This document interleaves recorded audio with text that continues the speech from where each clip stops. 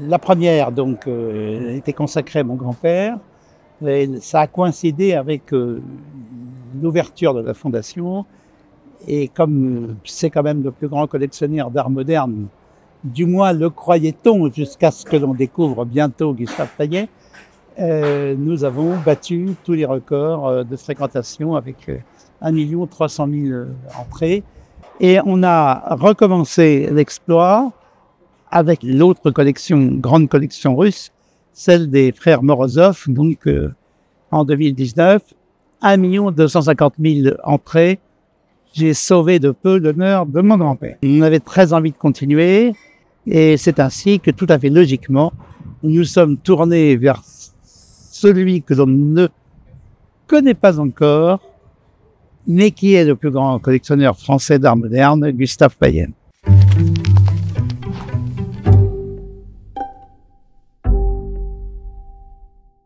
Mais il se trouve qu'en faisant des recherches sur la collection de mon grand-père, j'ai découvert des circonstances dans lesquelles Sergueï Ivanovitch Choukine se rend dans le salon de Gustave Fayet, ouvrait généreusement le jeudi à tous ceux qui voulaient voir les œuvres.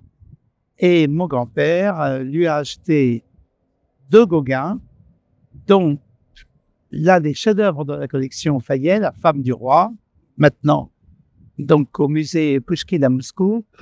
Et tout le monde s'était étonné d'ailleurs, mais comment est-ce que Gustave Fayet s'était débarrassé, s'était séparé de une des perles de sa collection. Et Gustave Fayet a dit, mais qu'est-ce que vous voulez, il est venu, il m'en a proposé 35 000 francs. Et juste après, il m'a acheté encore une grande œuvre de Gauguin, encore 15 000 francs. En une après-midi, il m'avait payé la totalité de ce que m'avait coûté ma collection. Donc, tant pis, j'en ai d'autres. Et c'est comme ça que j'ai su que 2 œuvres de Sundar Sergueï Choukine venaient de la collection Gustave Fayet, qui de toutes les manières, c'est une collection qui est un perpétuel devenir.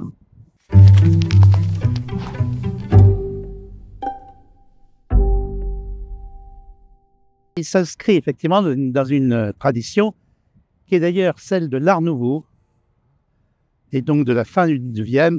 Vous avez cette idée que l'œuvre n'est pas séparable de l'endroit où elle est, et l'endroit où vous êtes, aussi beau soit-il, n'est pas séparable des œuvres que vous y accrochez. Et Gustave Fayet, c'est un artiste, et un artiste bien meilleur qu'on ne pense, qui a eu une sorte d'abnégation à s'effacer, à se consacrer à la collection et aux autres, alors qu'il avait lui-même un très grand talent de peintre, qui va d'ailleurs reprendre à la fin de sa vie.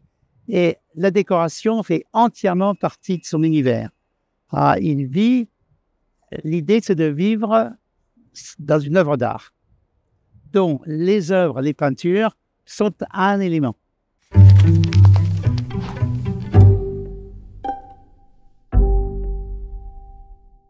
On tire un fil et on est en train de découvrir une formidable histoire des hommes qui étaient derrière les peintres, qui leur ont permis d'abord de peindre parce qu'ils achetaient des œuvres. Fayet a quand même acheté beaucoup d'œuvres, de Gauguin, d'œuvres de Van Gogh, mais qui surtout ont donné à voir ensuite.